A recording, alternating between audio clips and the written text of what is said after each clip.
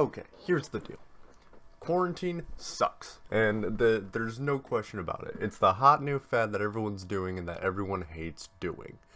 You know, and obviously, I mean, if you're a kid who somehow found my channel after digging through YouTube in like the year 2064 or whatever, and you're like, what's quarantine? Well, there was this thing called COVID-19, and it sucks. And if you're an alien who's doing research on humanity, and this is the video you found, and you hear this weird term, and you're like, oh, this kid probably knows what he's talking about. I don't. Either go check out, let's see.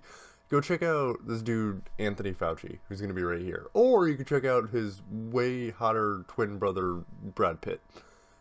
One of them probably has more answers about COVID-19 than I do. But I'm not here to talk about COVID-19. I'm here to talk about quarantine.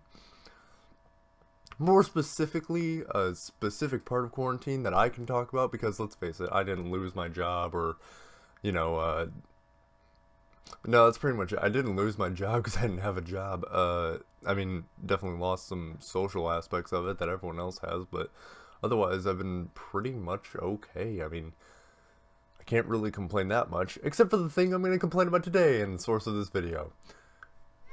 E-learning. Worst thing ever. And here's why. E-learning works, well, alright, let me back it up a bit. You should probably know what e-learning is. E-learning is pretty much just going, hey, remember how you learned things in school? You're gonna do that online now, which sounds great, because considering the fact that we have really good resources for it, it works on a theoretical level, due to the fact that they kind of expect everyone's psychology to be normal.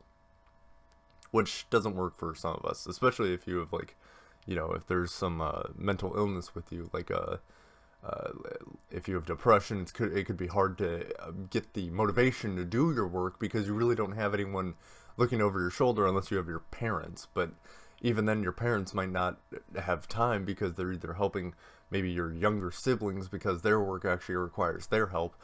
Meanwhile, if you're, let's say, like me, a high school student, and you're just trying to get your work done, and your parents probably aren't going to help you because they assume that you're well off on your own. But if you don't have that work ethic, then really you don't. Or if you have ADHD, which, Hey, Editor Jack? Yeah. Yeah, can you write down a note somewhere right now to put a thing that we make a video about ADHD? Yeah, fine, I can. Thank you. I love you. I love you too.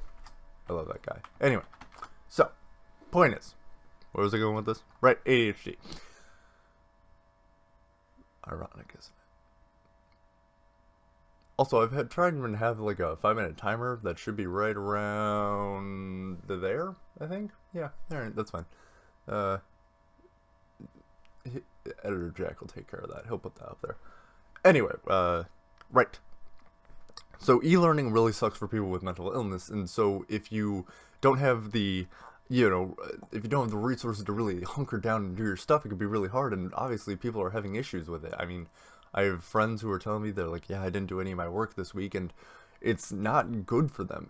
And these are people who normally would be fine if we were in a normal school setting, but because we changed so much due to this, it's nearly impossible to get your stuff done.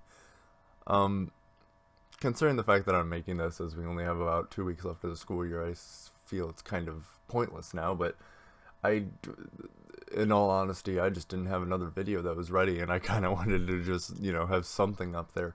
And so, I guess, if something were to happen like this again, we need to make sure that both educators, parents, and students, all three of them, are really well prepared, and mentally prepared too, not just a matter of getting every kid an iPad or a MacBook or a Chromebook just to be able to do the e-learning, but they need to be mentally prepared to do it too.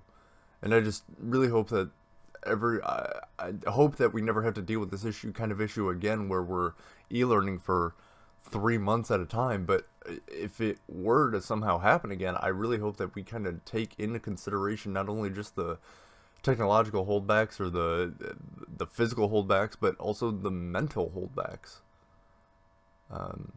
Yeah. Wait a second.